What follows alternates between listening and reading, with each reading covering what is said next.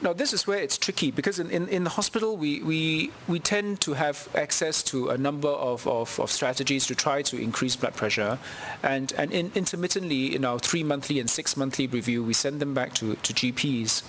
And then it's a bit stuck, you know. I mean, when you get in your clinic, somebody on fluorocortisone 0.3 milligrams, you say, and there's still postural hypotension. The question is, do you dare bring it up to 0.4, 0.5? We've got a patient on 2 milligrams of fluorocortisone who's co-managed with a neurologist. I mean, nobody in general practice will be brave enough to do that, I think. You know, so that there are a number of issues which makes it so not so easy. The Wheelock will go through the guidelines afterwards that talk specifically about Minogrin and fluorocortisone. Beware about the hypokalemia, especially if the follow-up is long. Somebody comes in on fluorocortisone 0.5, then the neurologist isn't due to see the patient in 3 months, and the patient tells you, oh, I'm getting weaker and weaker. Look at the drug list. If there's no potassium, think again that there could be an issue there. Okay, so these are the medications and the various strategies. Okay, vasoconstrict, reduce salt water loss, and some of the endocrinologists do this. You know, they reduce nocturnal polyuria by giving vasopressin, usually through the nose or something. It can cause lots of problems. Yeah. What are some of the other things you could suggest? These usual sensible things, really. Avoid large meals, avoid alcohol to vasodilate, avoid significant postural changes, adequate fluid and salt. There is obviously no evidence, but this is clinical practice, and some variety of methods to reduce venous pooling, which is highly uncomfortable. But this is some of the strategies you can talk your patient through to help them understand what's happening to them in management of their intravascular volume. Okay, in the next 5 minutes or so, I'm just going to talk a little bit about the non-motor problems. Dementia, it's hard to talk extensively about dementia in PD, and there is, you know, in the PD world, people are beginning to recognize its spectrum with Lewy body disease and Lewy body dementia, and also its relationship with Alzheimer's type dementia. But having said that, it leads to a number of problems in terms of care and in terms of mobility, and in essence, what one does at the point of time when one deals with dementia is to relook at the mobility function and look at the Parkinson's drugs to see if we can optimize them. There's essentially 3 components of psychiatric problems I want to speak about: the dementia, which I'll talk about least, the depression, which is actually obviously commoner than we are able to pick up, because it's not easy to pick up dementia in somebody who doesn't communicate well. Then numerous scores. The geriatric depression scale is originally 30 questions, shortened to 15 questions, and further shortened to 4 questions, giving you an idea how to sense if somebody has an element of depression that might benefit from treatment. The clinical practice guidelines tell you that you should try tricyclic antidepressants because that's where the research is done, but there's certainly no contraindication to trying SSRIs as well. That's a small mnemonic, looking at the carer, giving cueing strategies so that they continue to move and remember, and some assessments by the interdisciplinary team, and looking at the medical problems. When the behavior becomes very severe, for example, when there are a lot of hallucinations and a lot of disturbance in mental state in somebody with a more advanced Parkinson's, a few principles are important. First of all, exclude delirium. When somebody with PD comes with about 6 drugs, they come to your clinic, and the relatives say, my father's very confused. The first thing, looking for infection. Explaining to the carer, look, this is likely related to the Parkinson's disease, could be a form of confusional state. Let us see if we can work this out in a systematic sort of way, because they are basically looking at you to see if they can avoid sending their father to hospital. So systematically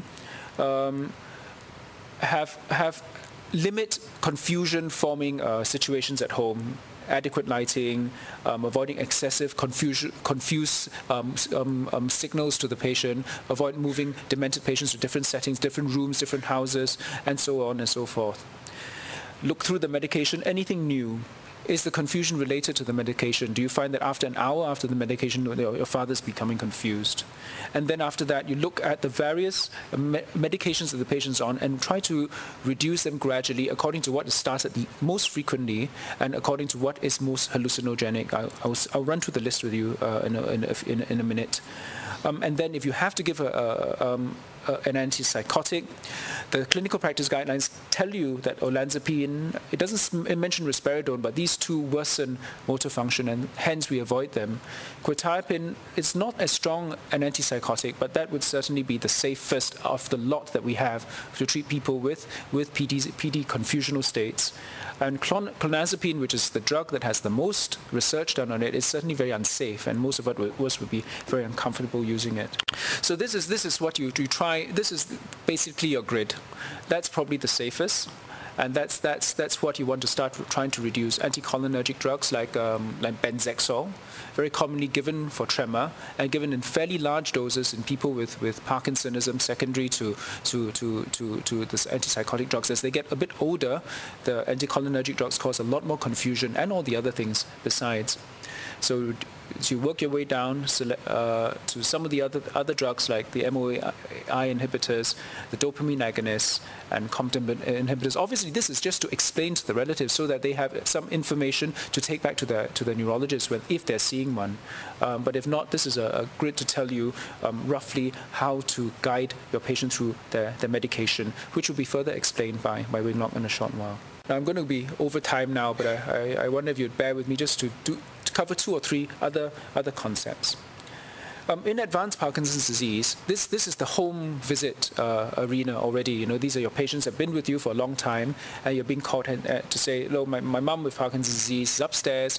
She's not very well. I'm just having some difficulty swallowing. What can I do?" A number of simple issues about positioning, teeth, and I mean, this is what they present with. They can't close their lips, the teeth don't fit well, they cough, they choke, the voice is moist, they take a long time, the food feels stuck, weight is lost, and it may be related to the medication. When they're on, they can have more control of the voluntary muscles. When they're off, they have got less control of the voluntary muscles, so it becomes worse. So work through this with them, and these are some of the simple suggestions. Good eating posture, lower your chin towards your chest, take a deep breath, take a few small mouthfuls, close your lips, chew well, swallow again, and clear your mouth and throat, and breathe again, as if all is normal. So you're basically taking a normal swallow process, break it all down, and telling them to go through it stage by stage in patients with more advanced PD. Fluids. Well, half a glass rather than a full glass, because if you think of yourself, you can't tilt your head back. If you have a full glass, the minute before you can begin to drink it, the water is going to spill. So half a glass rather than a full glass. Take your time. Cold fluids can stimulate your swallow, and thicker drinks move more slowly and are easier to control. If you instead of half a glass, that's an invention which I've seen some patients adapt from a Coca-Cola bottle. You know, just cutting the plastic bottle to the half, so that's easier to drink. Now, last of all, I'm going to talk about two other things. Just this one aspect of non-motor complications, and then 1 or 2 other things about care. Bowel movement is impaired in patients with more advanced Parkinson's disease. This seems to be related to the underlying pathophysiology. It's got something to do with dopamine, and also the mobility. In essence, your patients will be coming to you constantly to ask you about bowel clearance. So basically, there are just 3 or 4 principles. Bowel stimulants increase the fluid content of the stools. If you can't drink more, and a lot of PD patients can't, so you're talking about stool softeners like lactulose, Movicol, sorbitol, which is not so available in Singapore. Increasing the fiber is dangerous because if you don't drink, you're just going to get bunged up. And using enemas and suppositories. And enemas and suppositories are interesting because in the hospital we give Fleet and Dulcolax. In the pharmacies, you can buy glycerine suppositories, and also in the Chinese provision shop, you have this special enema that comes in a 5 ml bottle. It's nothing more than saline, right? So it just irritates the rectum and helps with evacuation. this is very useful to show your patients. It's all available on the internet. Yeah, the 7 types of stools. If you don't have enough water, if you don't have enough fluid, it's going to be like that, type 1 and type 2. If you have too much laxatives on board, it's going to be type 5, 6, and 7. And what you really want is to try to take enough stool softeners and enough fluid to ensure that your motion clears at type 3 and 4. That gives you a flavor of some of the different things that older people can have as they go through the more advanced aspects of having Parkinson's disease, and how you can be involved.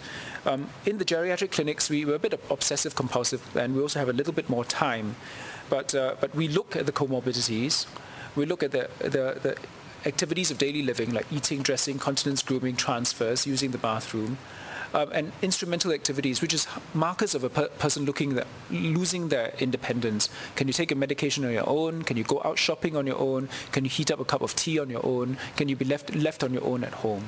Including senses of vision and hearing.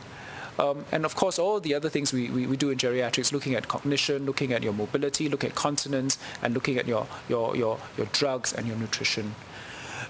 Whilst in a geriatric clinic setting, we can do this in one setting, I think in a GP setting, you have the benefit of a long-term relationship with your patient. So with the grid like this, over maybe 5 or 6 years and over many visits, you can begin to collect little pieces of information that helps you manage the multiple domains of somebody who's failing and somebody who is cognitively becoming compromised and functionally becoming compromised.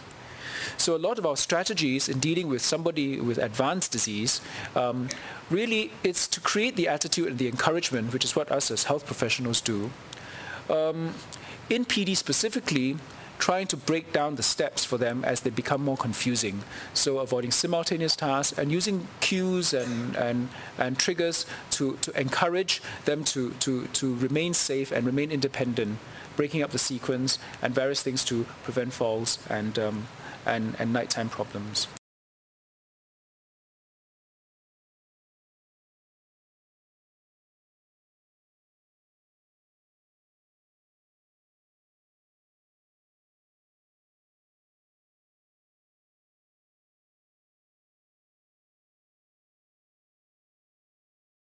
It's just an attention, just a short note on the caregivers.